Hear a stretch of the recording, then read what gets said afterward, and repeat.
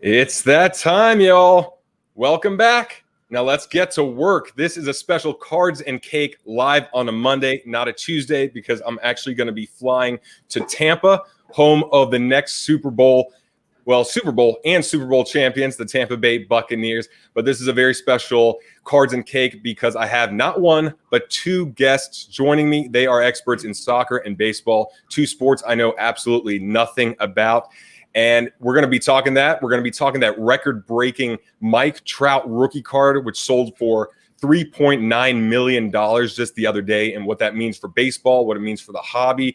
And we're going to be talking soccer, which could be the most underrated, high-upside sport out there for sports cards. So without further ado, let's bring on Les Alex and Brandon Chung.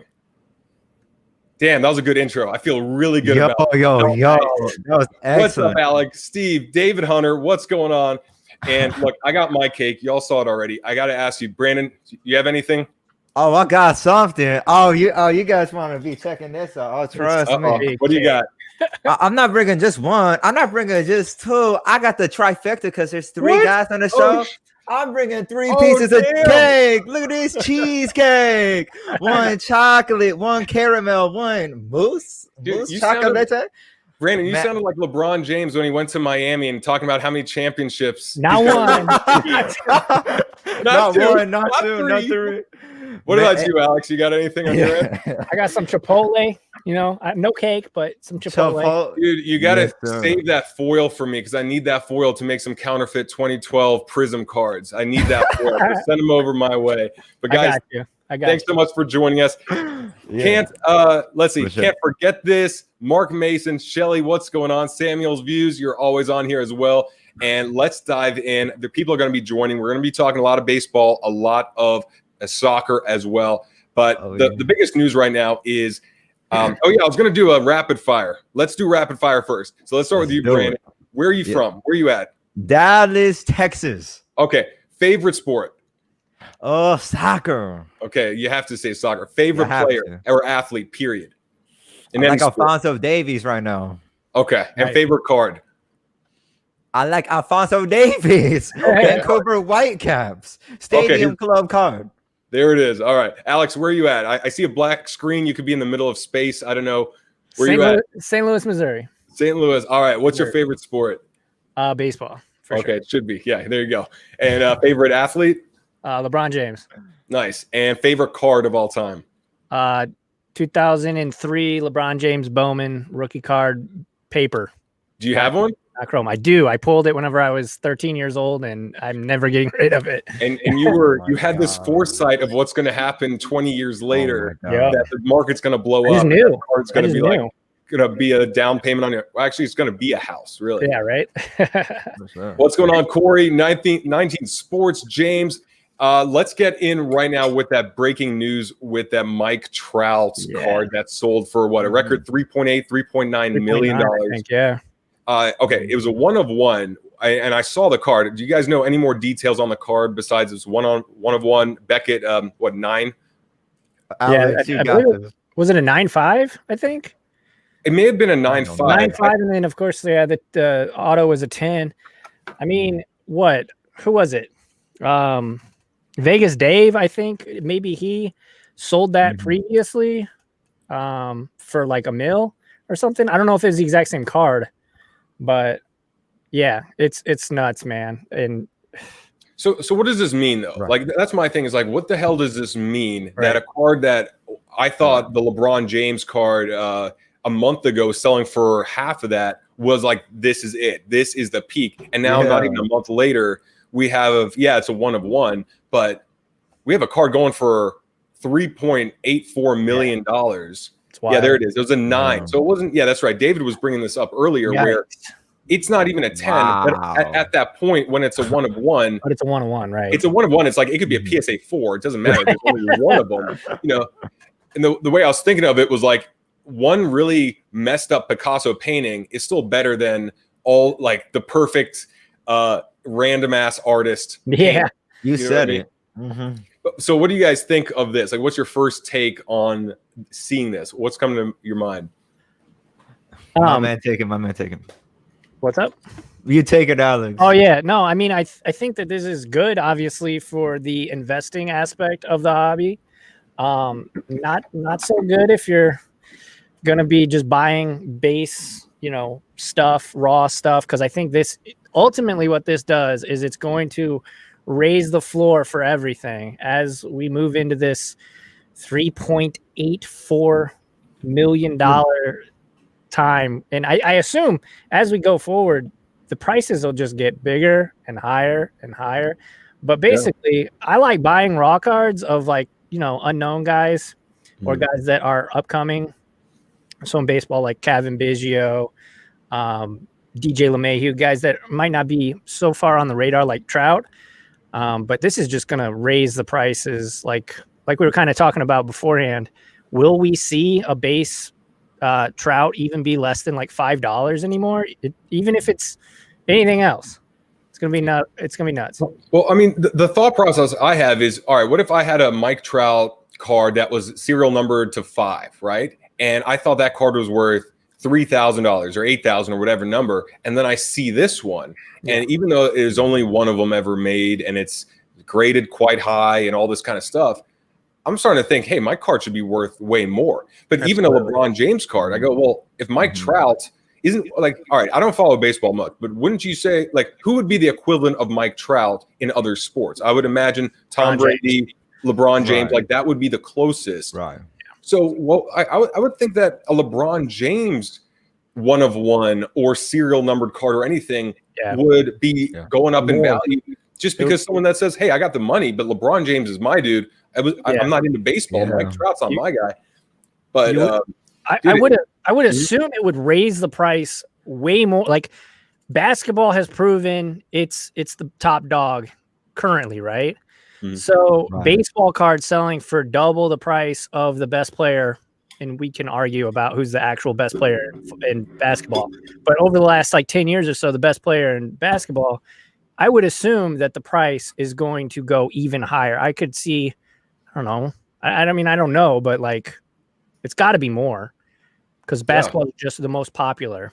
It's more international. It's more popular. I would say the one thing with cards, though, it seems like baseball cards always have the edge because the history of cards seems to be like, okay, the baseball card, the Mickey Mantle, the Honus Wagner.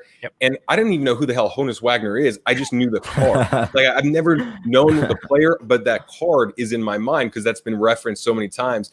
But yeah, good point, though, because it's like basketball is the future. I don't see baseball having as bright of a future as basketball. But Brandon, what do you think first, and even for soccer though, what do you think in terms of how that relates to what soccer cards are going to be like? Most definitely. So $3.9 million Mike Trout 101, very impressive. But what about Lionel Messi 101? What about Ronaldo? I mean, we're talking 100, 200 million, Instagram follow. Yeah. It happened. Potatoing. Brandon, you just messing with us with that? Oh my God. I don't know.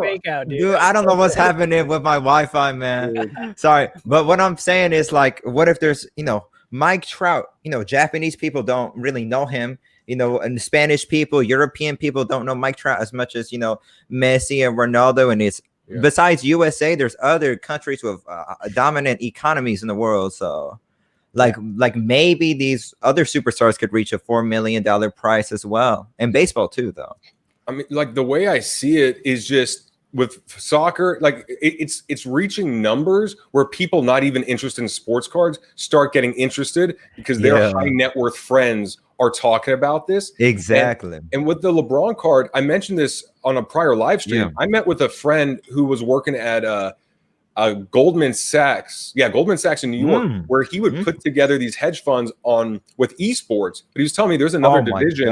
Well, there's another division where people they were looking for alternative investment vehicles, and sports cards and memorabilia was on their radar. But in terms of, okay, we have 10 million, we have 20 million to invest. Well, you can buy a lot of stuff, but with the prices going up like this now, dude, even a second year Mike Trout card, I'm like, dude, I want to get these more and more because for real, a second year Trout card could be $300, $500, just raw. Yeah, Yeah. it's ridiculous. Even the base cards, every sport, especially basketball and soccer, it's been absolutely ridiculous. Yeah. I mean, you can't even find an optic or like a what do you call it, Prism Ronaldo for under like 50 these days.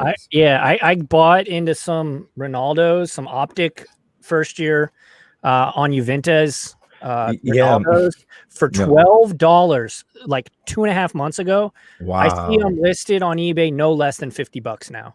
Wow. I mean, and it's just like, yo, that's my guy because I'm a Juventus fan. So, and obviously Ronaldo's great. Right.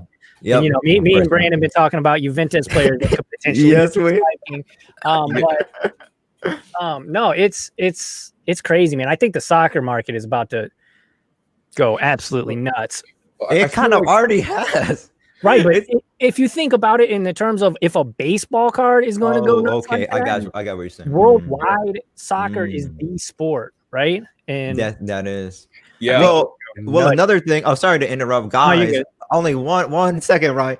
Because soccer autograph, especially Lionel Messi, he's not signing many autographs. He's just that type of guy. Same thing for Pele. He's not signing many autographs. So if you can land one of those autographs of a Maradona or even a Franz Beckenbauer, yeah, that could easily be millions. Okay, so let's take that route and just go into soccer a bit because it's not a sport I know much about. For one, why is that your number one sport? Did you grow up playing it, or are you just intrigued by watching it? Okay, everything, all of the above, Mr. Brad. Everything. I don't know. Some reason it just in my heart, I just love the soccer. I have no idea why. My complaint with soccer. And it's probably Italian soccer, is that they remind me of like Pau Gasol's and Anderson Varejão's, where they just flop all over. They get hit in like the ball hits them in the knee, and then they go to the ground like,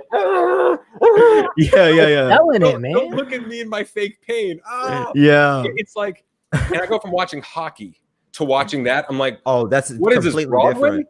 Yeah, so I'm like, okay, so hopefully the soccer's cleaned that up, or there's some leagues that are a bit more physical and less like rewarding of that kind of behavior. No, but it still happens a lot. Dude, I can't stand that shit, man. It just, that type of play in any sport bugs me. But tell me a bit about soccer investing, because you know it's nothing I know about, but a lot of people are interested, whether they watch soccer or they just hear about how the soccer cards are going through the roof and they want to learn more. So how long have you been in soccer cards specifically? Maybe like a November time. October. Okay, October. That's actually like a seasoned vet. Like if you've been in sports cards for more than 6 months, you're like a seasoned vet right now. So okay, you are like the guru, soccer card guru right now. Oh no, I'm not guru guy. I'm just a guy eating cheesecake. Don't play that shit with me, Brandon. Oh, okay. Oh, I didn't even know you can cuss on this channel. Yeah. Come on, guys. We keep it light here.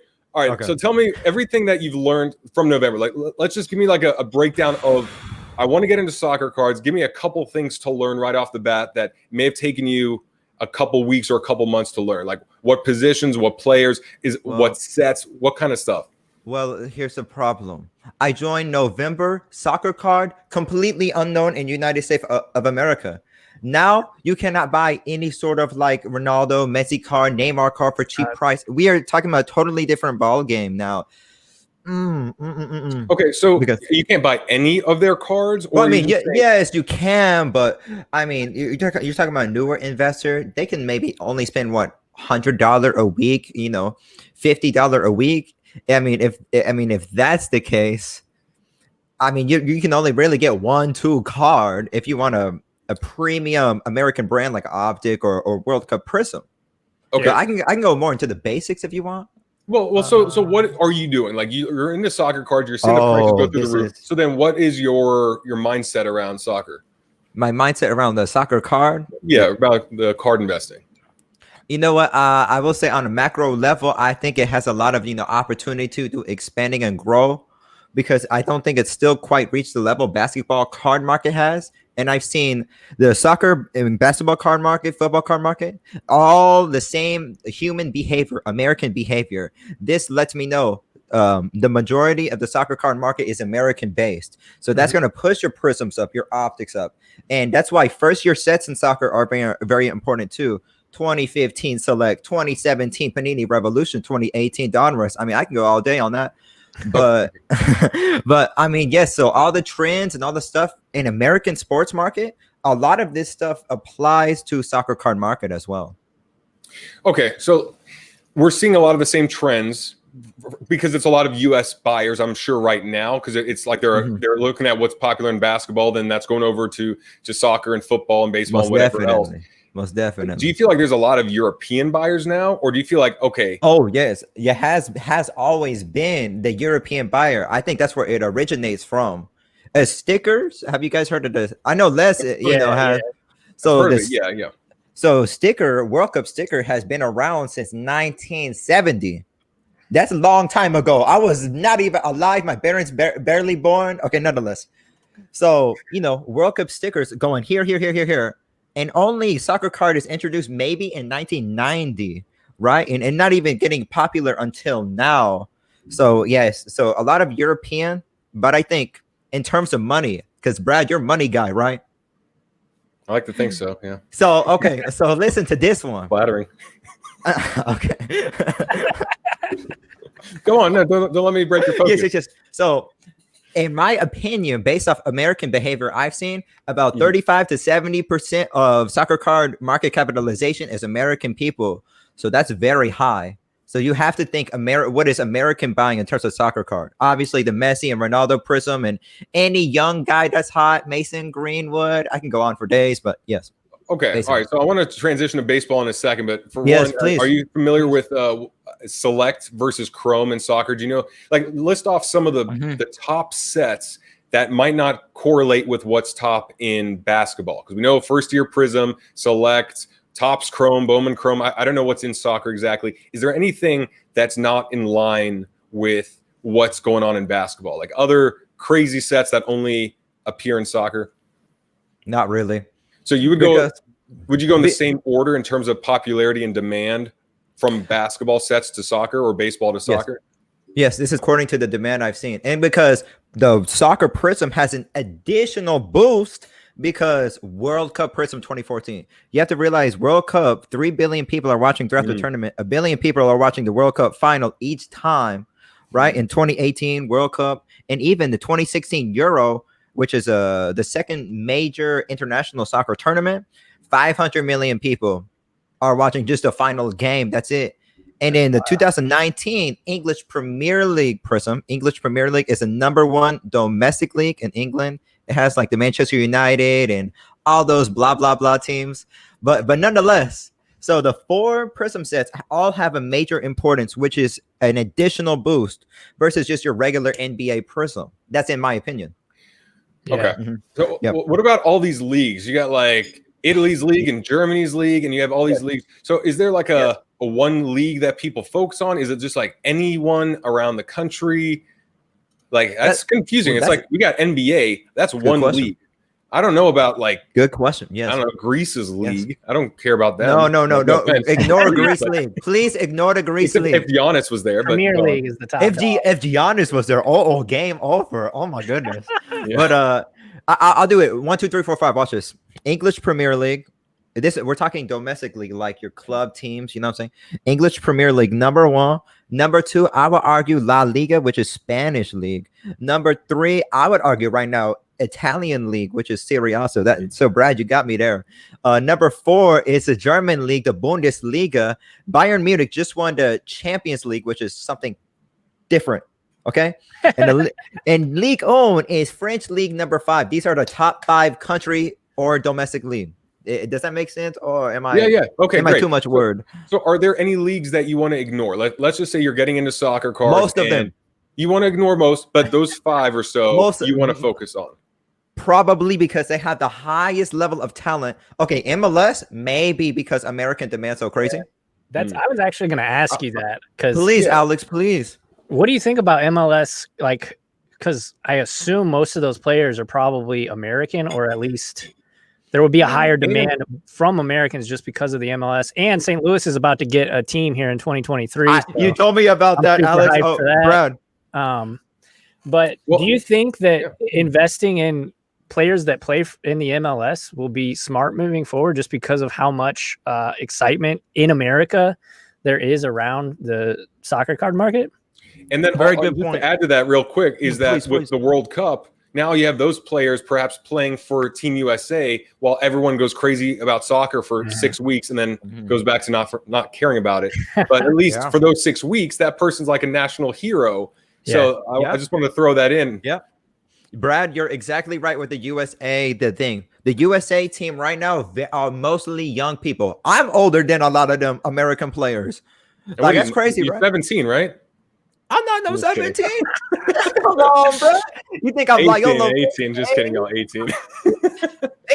I'm 22, man. I look like a young guy. I get it, Brad. I get it. I'm just kidding. Okay, so honestly, most of United States national team is not playing in MLS.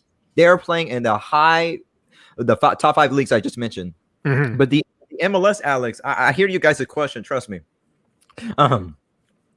So the MLS has to do certain things to grow. I think they have to un-Americanize the league because the MLS is a very Americanized league, right? They got draft, free agency, just like NBA. Look, so I got you. So they don't do like the transfers and stuff. Like the transfer, if they want to transfer out of MLS, they have to do it that European way. They have to do it that way because there's no other way. They have free agents and stuff like most North American sports leagues. Okay, so other countries. Interesting. I didn't know that. Yeah, they have.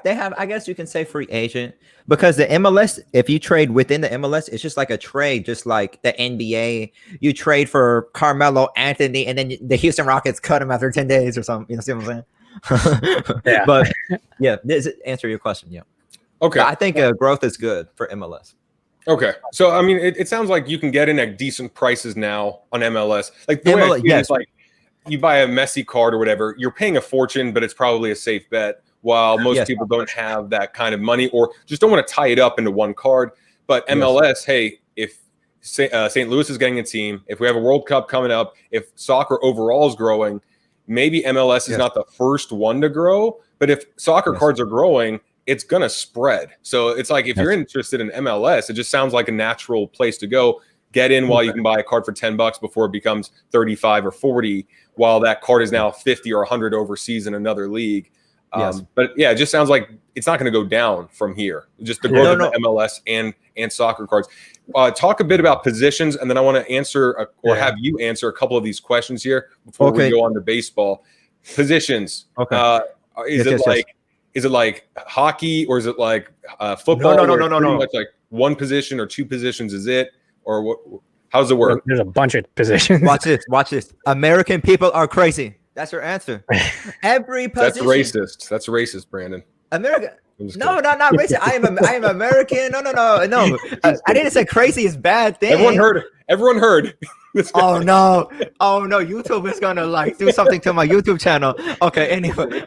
They are going to say, Brandon, you gotta like calm your words down. Hey, you're done. Nonetheless, obviously, I'll say this real quick. Striker and your wingers or the people who score goals cost the most money, obviously. Mm-hmm. Yeah.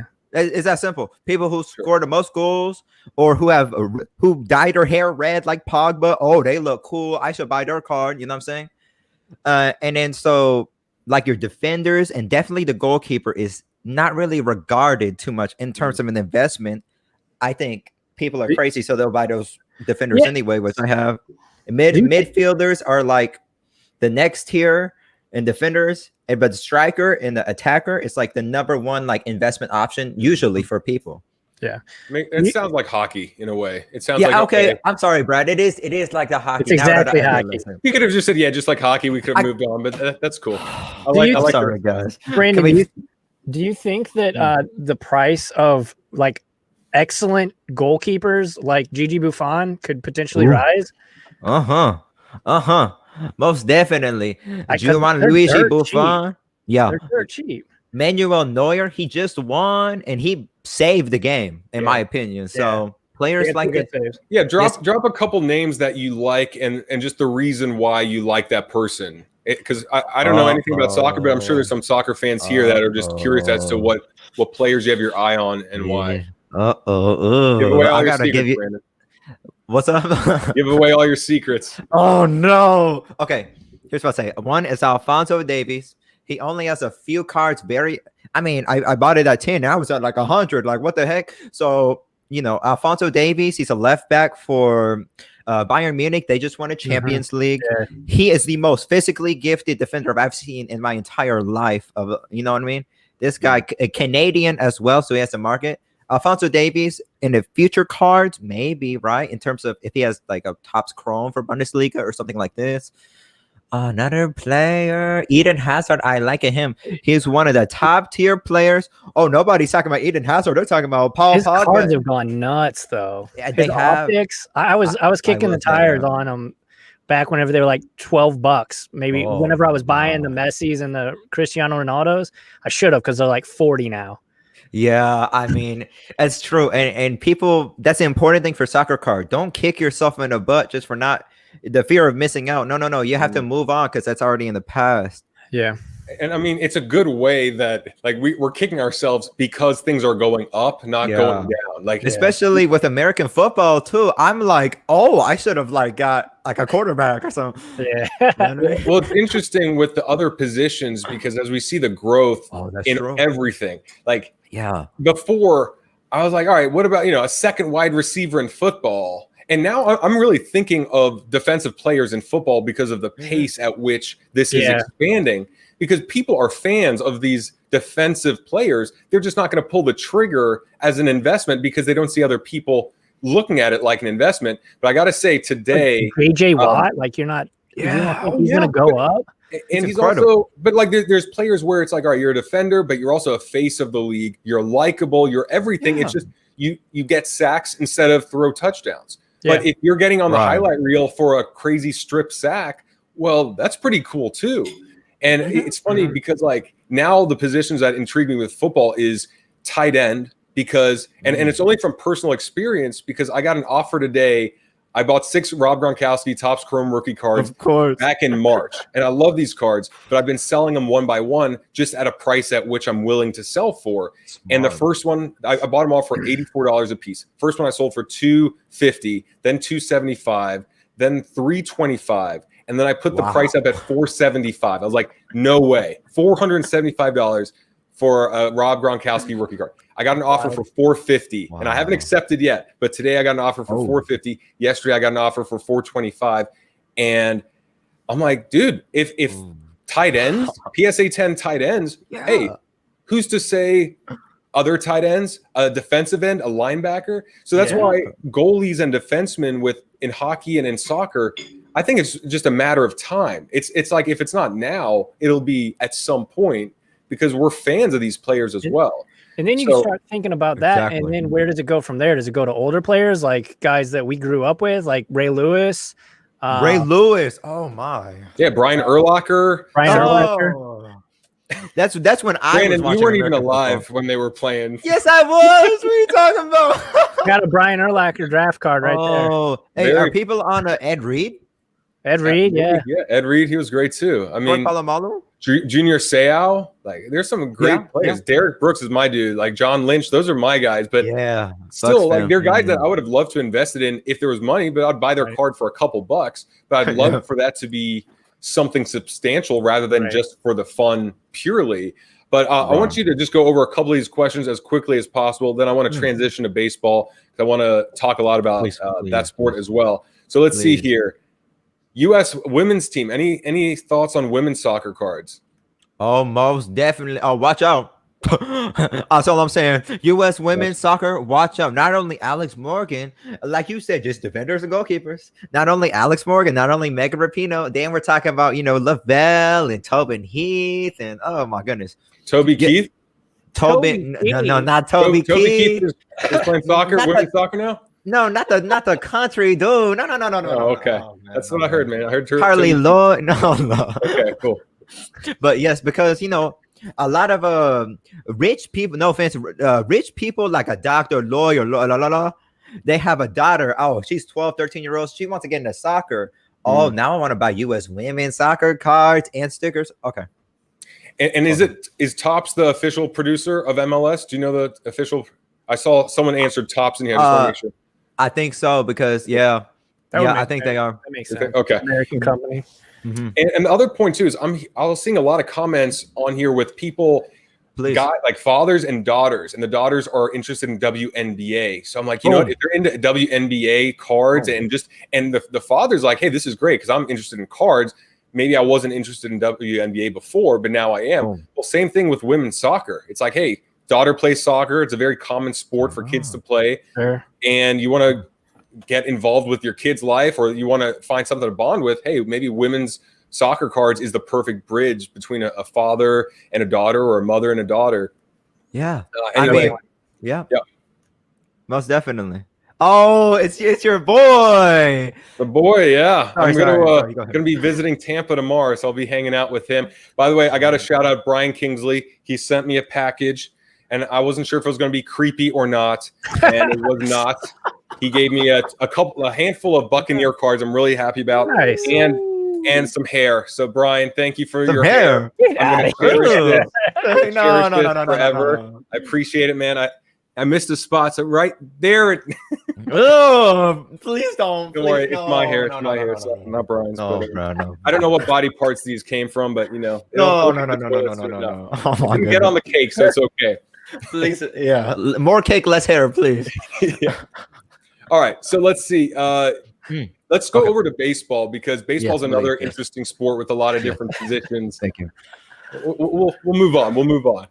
All right, so Alex, tell me a bit about baseball investing versus, let's say, basketball, which you get the scores, and that's pretty much it. What are the differences you're seeing between the two sports? The price points, right? You'll see, Luka's going for 3 or 4K or whatever they are at this point in time. I don't know. I haven't been paying too close attention to basketball right now, just because I got my horses. And I'm actually sold a lot of raw basketball stuff recently. But in terms of like comparing the two, it's really the percentage, I think, is there, right? The percentage gained is there, but the price points are much lower. Like your overall amount that you're getting for these cards are going to be much less. You could look at guys like Fernando Tatis Jr. His card spiked from about $70 to $300. And that's really been one of the huge breakout guys this season. And he's exciting too, because there was a play where he swung on a 3-0 count when their team was up by 7 runs in the 8th inning. And that's an unwritten rule in baseball. I think it's a load of crap, but he got a lot of blowback from that, because he hit a grand slam against a team they were up 7 runs against. And that's like a big no-no in the baseball world. To do good at your sport? Yeah, to be better than your opponent. It's just wild. So we're seeing the same things, right? One big thing, and it's game to game. If a guy has a game where he hits 2 or 3 home runs, their card will typically spike right now. And yes, we've seen that in the past in baseball, but right now it's nuts. It's absolutely ridiculous. Giancarlo Stanton, obviously, or maybe not obviously, but he hit the first home run of the entire season, and his PSA 10 rookie card doubled that night, just like that. And then we've seen guys like even Kevin Biggio.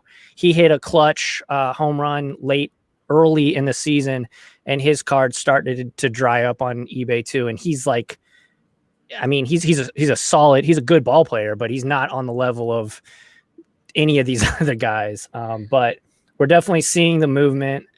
What about positions though? Catcher. Okay, is it only on the hitting side? I mean, is there because it seems like a lot of people are entering the market. One big headline happens, one big performance. Everyone's on Luka. Everyone's on this player. Everyone's on this, which seems like it's going across the board.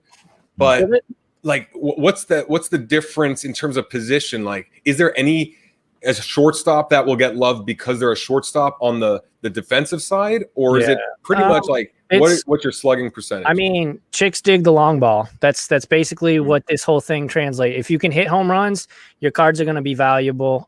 Defensively, I mean, I haven't seen, and guys in the chat, feel free to talk about it, but it really depends on your offensive numbers. You could be you could be dog shit on defense. If you hit dingers, it doesn't matter. So I wonder if that's only now, but if it's going to translate over, just like, okay, it's not just quarterbacks, now it's wide receivers. It's not just wide receivers, now we have a couple tight ends. Now it's running backs. Okay, what if there's a linebacker? Yeah. Because the pace at which this is blowing up is ridiculous. Like, I mean, in 6 months, we could have a completely different conversation about your best like defensive catchers or whatever, shortstops or outfielders to invest in. I think you also got to think of the demographic for baseball compared to especially basketball, but it's definitely more old school. There's a lot of people that have been in the hobby a long time. Well, you know, people aren't going to be willing to pay these crazy prices, although we just saw that Trout go crazy, but Trout is the exception, not the rule. But I see somebody in chat asking about pitchers. I personally do believe, and we've started to see it a little bit, that pitchers are making moves in terms of prices. Guys that are performing this season. So guys like Sonny Gray, guys like Trevor Bauer, guys like Shane Bieber, not Justin Bieber, but Shane Bieber. If Justin Bieber had a rookie card, that'd be a pretty solid investment. I'm pretty sure I would invest in that because. But yeah, Trevor Bauer is a guy. I don't know if you guys know, but Trevor Bauer is like the guy in baseball. He has his own YouTube channel. He owns his own media company. He's very outspoken on social media against Rob Manfred and against the Astros cheating scandal. He's very much the face of baseball right now. And he's a pitcher, and his ERA this season is 0.68, and he has 3 wins, no losses. So Trevor Bauer rookie cards could go up. But you bring up a good point. Well, in terms of like the other intangibles outside of the actual game that can make someone likable or noteworthy. And in my mind, it keeps going back to Dennis Rodman, where I go, when I saw The Last Dance, I go, Dennis Rodman, he was a good player, but he would never win championships, like period, on his own or with a mediocre team. But man, when I saw The Last Dance, I was like, damn, I want a Dennis Rodman card for myself, because when I look at him, I can live vicariously through this crazy, fun character. Right. Where like you have someone else, and I always use Tim Duncan as like, you're great. You're one of the best ever. But you're like, you put me to sleep more than my chamomile tea. It's like, oh no. It's dude, great player, but there's something else that is missing. It's like Evander Holyfield.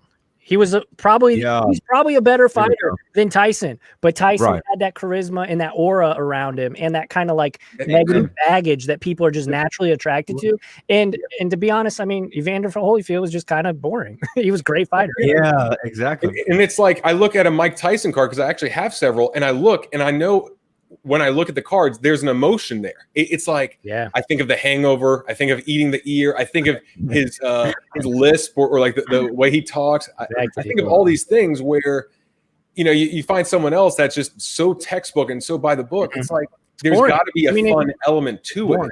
Yeah. So who are some other, and I'll ask for this for soccer too. So this is interesting. Who are some defenders, goalies, people that are not putting up really big numbers in baseball and soccer, but they might have a lot of that X factor that when they have a Instagram station or Instagram account that goes up to 100 million subscribers, they're in a movie, they're dating like the next supermodel or whatever it is, where they can be collectible for that reason versus because they're putting up a lot of goals or scoring a lot of home runs.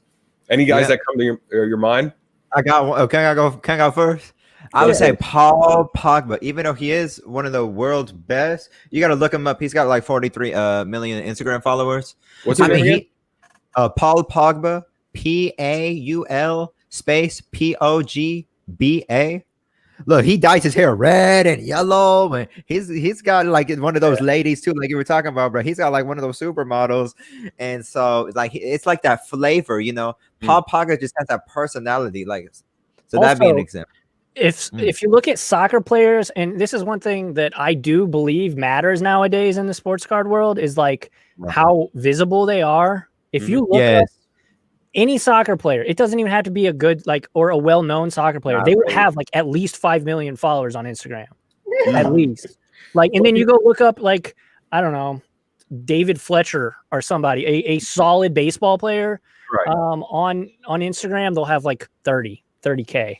Yeah. So different. But I think that brings up a good point as to how investing and collecting is changing, because there was a wide receiver I was looking at. I was looking up all the Instagram accounts of all the NFL players just to get a sense of who has the most. And Tom Brady, I think, had 7.7, which was second highest. And then you had Russell Wilson and a couple others. Kaepernick still had more. He has like 3.8 million, more than a lot of current NFL quarterbacks. Yeah. So I'm like, okay, people that follow Kaepernick, it's probably for social, justice reasons, not because of him, the football player, but they might like him and follow him and have a much stronger connection than that casual fan that follows a player because they're on their team. And then if they ever get traded, they wouldn't care about him. Yeah. But also, the number one person I saw, guess who was the number one on Instagram, if you don't know? And a wide receiver? In any position, number one Instagram on for any NFL player. My guess is Gronk. That's my bet. I was going to say Odell. It was Odell. Yeah. It was over 14 million. Odell Beckham. So I'm like, a wide receiver, cool hair, great receiver, but you have twice the amount of followers as Tom Brady. How in the world does this happen? But that also makes me think, all right, I would rather invest, all things even, I'd rather invest with someone that has a lot more followers, exposure, likability, or whatever, because maybe he gets opportunities that others don't after his football career, or even sponsorships or whatever. Like, like Blake Griffin was in those commercials a while ago with Kia. And I was like, dude, this guy's likable. This guy's funny. But in this sports card market, you get one of those giant campaigns and you become like hilarious and you start a movie. Hey, that could be enough for your cards to double or more. So it's very interesting like that. So, okay, we got a soccer player. What's his name? Dogma? Paul Pogba? Paul Pogba. And then who is it on baseball that, let's say, is not that great offensively, but defensively, and then in intangibles and media presence that you see? That's the problem with baseball, honestly, is they're not they're and MLB does a terrible job at marketing the players. That's why when you get a guy like Bryce Harper is one that's obviously he's a very good player, but he's very polarizing. People love him, hate him, whatever, but that's good for your brand. And then, I mean, it's so hard to say, dude, because everybody, it seems, in the MLB is just like a cookie cutter of each other, except for the guys that stick out. Obviously, we know Trout because he's the best, but even his, I mean, he doesn't have like a brand. He's just like, that's Mike Trout. That's the GOAT.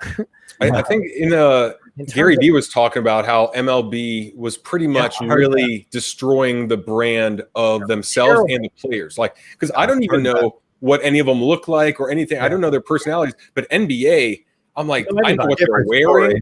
They're their own brand. They are like, they're a producer and a recording artist, and they all have their giant media accounts. And of course, there's only a few players per team, and they play offense and defense, and there's no masks or coverings. Right. But that's still, that's like Lou Williams, 6th Man of the Year. He had that song. He was in a song, right? Lou Will, like I'm Lou Will. And but my point is, like, comparing it to baseball is you would never know any 10th player, right? There's no way you would never know like a guy who can play all positions and just like is a spot player here and there, a pinch hitter. Like, it just wouldn't happen because the MLB is so bad at marketing their players. Exactly. And to that point, Trevor Bauer had these free Joe Kelly. Joe Kelly was the guy who kind of started shit with the Astros and ended up getting suspended because he was throwing at people. Trevor Bauer was going to wear shoes that had free Joe Kelly and it was like a huge meme. You probably saw it, but he was going to wear shoes that had that on that. In the MLB, after making a rule before the season, they could wear any kind of shoes as long as it wasn't political or said anything, curse words or anything. Sure. They said he was going to get fined, ejected, and suspended if he wore the shoes. So he ended up not wearing the shoes. Like, talk about shooting yourself in the foot and like really doing a terrible job of marketing your brand and your sport. Yeah, I want to answer Brian's question in a bit about NBA, because I want to talk a bit about NBA. We all watch some basketball, and that's the number one sport. But I was also seeing comments here about NHL, and I feel like it's one of those sports where to me, it's a lot of upside because they don't have much right now. It's like 99% white. It's cold weather. They don't do good marketing job. Like, so if you do anything right, if you get like one amazing Hispanic or Black athlete, if you change your marketing up, if you do something, I think there's going to be like a positive response because they're doing so much wrong, or it's like there's so much room to grow in every area because it's so niche. But it's one of those things too. It's sad because I love NHL, but the cards aren't there yet. I'm starting to see some cards go up, but it's not nearly the pace. Are any of you guys in hockey at all or know anything about hockey cards? I am. What'd you say, Brandon? I bought a couple of things. Yeah, I've gotten into some hockey cards. Obviously, I'm a Blues fan. They just got knocked out, so that was terrible. But yeah, I mean, there's a couple players that are the big names. Like I personally bought into Austin Matthews, and already sold it because it got up to crazy prices like I thought it would. But the reason I invested in him was because he's an American.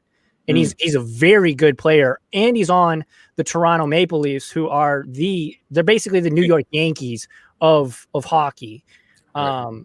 This guy's from it right here. Jason's Breaks. He's from Toronto. Yeah. So, but yeah, so, Connor McDavid is another young guy who his cards actually like doubled. His PSA 10s went from like 700 to 1500. And I think that it's going to be rough though, because it's even harder to get into it, I think, than soccer, because it's just such a niche sport. It's very regionalized, much like baseball is, but even more so, I think. Well, I mean, it's definitely weather based. I mean, I would say the one thing is that growing up in Tampa and then living in LA, I'm a big Lightning fan. Because that team, that organization, I remember got ranked like number 2 out of all major sports as the best organization. It was like, I think they were number 1 in a couple years by ESPN because they did such a good job with the culture of cultivating a fan base in spite of being in hot ass Tampa, Florida, and talking about an ice sport that no one can grow up playing. It's just a bunch, like there are some New Yorkers and Canadians that go down to Florida, but that's about it. But yeah, it's kind of a shame just because I don't feel like they market themselves very well. Like you have a lot of players from other countries like Eastern Europe and whatnot, but there's no charisma, there's no personality. I don't see them getting the opportunities that NBA players or NFL players get. And I feel like, unless they go really hardcore and build Austin Matthews and Connor McDavid's brand on social media and make them guys that were like, oh, dude, I didn't know he was funny. Oh, I didn't know he was charismatic. Yeah. That's the thing is Austin Matthews has actually got a pretty good Instagram following, and he's like pretty swaggy. He wears like Yeezys and stuff, and like he's very in tune with the younger audience. And he's American, so you would assume that would definitely translate. But I mean, in terms of card market, we just haven't really seen it yet. We've just seen that kind of gradual climb the entire hobby scene, but we haven't seen it kind of stand on its own 2 legs yet. I mean, to me, it could be like, all right, that could be good news, because if it's growing at a slower pace, maybe that's a better time to get in now, because all you needed is like one minority superstar that's a scorer, not just a goalie or defenseman, but a scorer, or you need like to hire another marketing company to just overhaul everything and make these guys way more in the public light and like show their funny side and show all that and grow their I don't know about Instagram, but just like who they are outside of hockey, that we see that with other sports. But let's go to NBA a bit, because we're in the middle of NBA playoffs. A lot going on. Brandon, dude, I was following the Mavs game on my phone. I was trying to watch it on my phone, and it would not load properly, and I would just see the game cast on ESPN, and I'm like, Mavs are down. They've lost the fourth quarter lead. I'm going into overtime. No. And then all of a sudden, final, like Mavs win. Bang. Holy shit. Dude, that was the craziest thing. Luka, oh my gosh. I cannot even believe it when I saw it. It's just, he's incredible. So just going into the NBA playoffs right now, what are your thoughts as to what's going on? Anything that has surprised any of you guys, or everything looks like it would have been how you anticipated? Well, okay, I'm going first. Sorry. What I love is, it sounds weird, but some of the prices have, took a drop, because like you said, Brad, Now players are losing, they're getting injured, or they just suck. Hey, sorry, guy, you suck. You're out the playoffs, right? So we got a lot of those now. So like it's a proper market correction. Brad's hair and something. Anyway, don't worry about it. So you know what I mean, right? So like a 10%, 20% correction. Wow, and then have that on up for a while, and then another rise in basketball card market. I like it. Any players that you guys are targeting now, whether they're in the playoffs or they've been eliminated, just based on what you've seen? We'll go with you, Alex. Personally, I've been just reinvesting in baseball, honestly, and I'm trying to get back into soccer. Like I said, about 3.5 months ago, I was buying heavy into like Ronaldo and Messi and those guys. But I've been selling. I've been selling basketball as a guy like Donovan Mitchell goes off for a nutso game. What was it, like 47 points or something? Yeah, sold immediately. Listed and sold that night. Guys like Damian Lillard, I bought his what was it? Hoops for like $10-12 and sold for 60. So yeah. I think, and this is just me, I'm selling just because the hype will. And guys, only one team is going to win, and when that happens, when your team or your guys that you're invested in, they will drop off a little. I love this because I was looking at the charts using Card Ladder and Market Mover, and I'm like, this is great because in spite of the whole hobby going up and up and up, a player loses and it goes down. I'm like, yes, okay, now I can reinvest in that player for next year, the way that investing should be in my book, which is pretty much I see a future higher value of this player, but I need it to be low in order for it to go up, while a lot of it is just, well, it's $500 today, but it's going to be $600 tomorrow. It's not based on anything, but that's just the way a lot of cards are doing it. So like we saw that with Zion as well, where Zion dropped in price because it should have dropped in price out of the playoffs. He didn't look that good. The coach had him on a minute restriction. Like, yeah, he dude. I said this on the last live stream. This was I'd seen a few Luka games, but I only saw one Zion game in the playoffs. And this was the first time me watching him. I'm like, this guy reminds me of when I used to play Madden and I would create a player and I'd make a wide receiver, but jack him up to 300 pounds just to see a 300-pounder move really quickly. And that's what Zion reminded me of. I'm like, dude, you're just like, it's impressive how he moves for his size, but it's also interesting to look at because you're like, how does this work? How do you dunk? Like, you're just so bulky. Yeah. But I used to do the opposite. I'd get like a really short guy and make him be center. Oh my goodness, that's game all. 99s across the board. He played quarterback too. A 4'2", like 100-pound guard that's blocking, Julius Peppers or something. Yep. Oh, Julius Sapp. He locked him down. Warren Sapp. Every time he locked him down. Warren Sapp. Put him on his ass. Brian Kingsley was asking about Hall of Fame guys like Shaq, Charles Barkley, some of the commentators. I think Kenny Smith was the other. I don't know about. I think you were talking about Kenny Smith. I've never bought a Kenny Smith card. I would not be in on that. What's your take on like commentators? As in, if they're a commentator in the sport, they're a Hall of Famer. Let's take it across NBA. Let's say NFL, soccer, all the others. What's your take on those type of guys? Absolutely, yes. Because they are still relevant. You still see them in the YouTube and everything. So especially Shaq, he's a funny guy. I laugh when he make a joke, right? And even Shaq's soccer, great. You see David Beckham. Oh, everybody's calling him a handsome guy, and still, him. And then what do you got for football? Peyton Manning. He's still in a Nationwide commercial. Nationwide. Oh my god.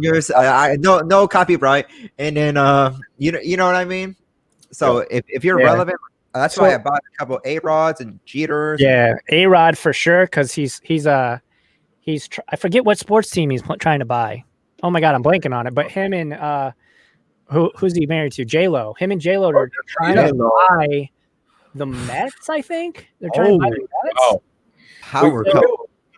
He was interviewed by Gary Vee a while back, and then that little snippet from that interview was Gary Vee's episode today. But yeah, he has a big real estate company. But also that TikTok video with him and J-Lo where they did the switch clothes things. Yeah, no, that was great, and that was hilarious.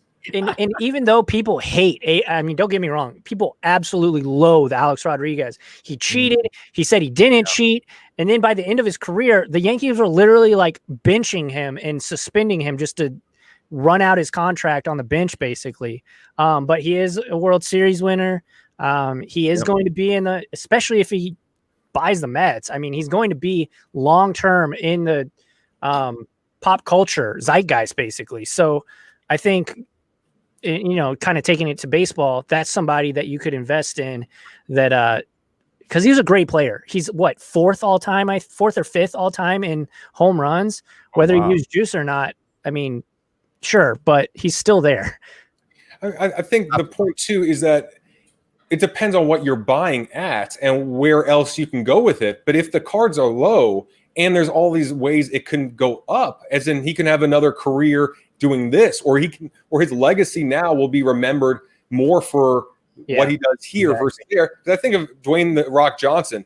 I think of him as the actor now more than the wrestler, even though I watched him wrestle since 1996, and he was Rocky Maivia. He was the Rock Bottom, the people's elbow. His rookie cards have been going up too. It should. His WWE rookie cards. I think that's where I was going with Gronk as well. Is like, dude, I think this guy could be a Shaq personality. He really could be that guy that the camera always likes, where his legacy could be way more than what we just see on the field. And now we're seeing that with A-Rod, where, okay, I'm hearing him on different business podcasts. He's to me more likable. Like I actually like listening to him when he's talking to Gary Vee and Ed Milet and some of the other podcasters I listen to, because I'm like, hey, I don't really know much about you in baseball. Obviously, you were great, but there was a lot of drama around you. Yep. But if your cards are really low, and now you can start a new legacy, that's a pretty good thing, rather than someone sucks and doesn't have those opportunities. I bought up some of A-Rod's rookie cards a couple months ago, and they were like literally for raw. They were like $10 to $15. Like, what's the downside, right? Yeah. It's literally what you said. It's what's the downside versus the upside. That's very important. The upside's insane. The downside's very minimal. But the margin of safety is way better, though. Right. Yeah. And I think that was the point where with players like Shaq and Charles Barkley, that's where I'm a bit more hesitant, even though I've been investing in Shaq, because I feel like I don't know if they can do more than just commentate at this point. As in, if they end their contracts with TNT, then is it going to go up? I don't see it going up. I see it going down because the relativity is not there. But I think a player that retires, that has that personality, that could then go back into the limelight, like Tony Romo, who I think is a great commentator. I'm like, hey, you know what? If he had just retired, I bet his cards would be nothing. But then if he just got on air as a commentator and did great and became relevant and then liked for this new role, then all of a sudden people would be like, hey, Tony Romo, who's that former quarterback turned amazing commentator? So I started to shift my stance on the commentators, just wondering, what if they stop? Like, it's going to be a growth, but what if they stop versus who's someone that's growing steadily, but then they have that personality to then break into commentating or commercials or movies. But I think right now, anyone that's proven that's in the Hall of Fame is going to be pretty easy to go up. It's just, do you want a good investment or do you want a great one? Or do you want an amazing one? Yeah. That's the thing. And Tony Romo, he's trying to be a professional golfer or something like that too. Like, he's really good at golf. Yeah, he's just even. Nice. And he's a likable dude. I think he's a very easy guy to root for. I don't know about you in Dallas, if there's hard feelings towards Romo at all, but I always thought he was like a nice, likable dude. There's some hard feeling for Romo, man. Cowboys fans are crazy, man. Yeah. They talk about how he lost so many games and all of this, and he never won a Super Bowl. Yeah. Yeah, I remember the snap. It was like the field, the extra point. Like that. I actually got Tony Romo confused with Mark Sanchez because I was thinking of the butt. Oh no! It was Tony Romo the butt. Bro. It was. That's good. That was like Mike says, good on the mic. And I think you're just going to be relevant for a long time. I just always wonder, okay, if you've been doing it for 5 or 6 years, Yeah. Are you going to do this forever, or are you going to stop? And the second you stop, I can't see the cards going up when you stop being on TV versus like Tony Romo. I think he's at the beginning of this period of like, dude, you have a long career ahead if you want to do this. Someone like Shaq, dude, every time I watch, I'm like, Shaq and Charles look bigger and bigger. Like, holy crap. Like, they might have a heart attack at some point. Charles could barely move. Shaq has a Hall of Fame career, you know, in the rear view. So I think Shaq is much more safe. I mean, Romo probably isn't. I mean, probably not. But he's not a Hall of Fame. No. But Shaq is, right? Like that's the thing. And what I like Shaq, he has the rings, and he's tied to Kobe, and he's tied to Jordan in a way. Like he's in that era, but he's tied to like he covered a lot of ground. And so much smack to Jordan back in the day when he first came in. Oh, I love Shaq back in the day. That was my first jersey. Was a Shaq Orlando Magic jersey in that that baby blue. It was beautiful. But guys, it's been an hour, so I know the Blazers game is about to be on. More importantly, I have to pee and then eat cake. But Lakers in 5. Let's go. I want to thank Brian and Brandon and Alex for coming on. All right, where can we find your stations, and just go over what you like to talk about and offer people in your stations real quick. Brandon, we'll start with you. Oh, it's going to take a long time. Okay. You offer that much. Or your URL is just that long. No. Instagram and TikTok, you guys can find me at the Brandon Chung, lowercase at the Brandon Chung. YouTube, Brandon Chung, capital BRANDON, space capital CHUNG. Okay. I do podcasts, a soccer card, basketball card, sports card, maybe a vlog's coming up. We'll wait for that. All sorts of stuff. Okay. Yo, that's me. Yeah, you're talking about Alex. You got it. Yeah. So, Alex. So I have a Instagram at Less Alex, Twitter at Less Alex. My YouTube channel is Less Alex, and I have a website called Full Count Media, just going over a lot of different stuff in the hobby and just sports content in general. Actually, Brandon wrote an article for the for the website. Additionally, I'm everywhere, man. I'm on Twitter, TikTok, Instagram. I'm everywhere at Less Alex. I cover baseball mostly, but I dabble in basketball, soccer, hockey, and I'm going to be getting in. I've been buying a lot of football, so I've got some mail days coming up for some football cards. Oh yeah, I got mail days coming up too. Okay, we all got mail days, man. This is fun. It's gonna be so much. I got so much that I have to record. You just space it out. I have like 3 mail week videos yet to be uploaded and put out, but I'm like that far behind. And I stopped doing mail days. I started doing mail weeks because I'm like, dude, I got like 9 packages. I'm not gonna do 1 per package. It's just gonna be, this is what I got this week. And I have 3 videos backlogged on YouTube.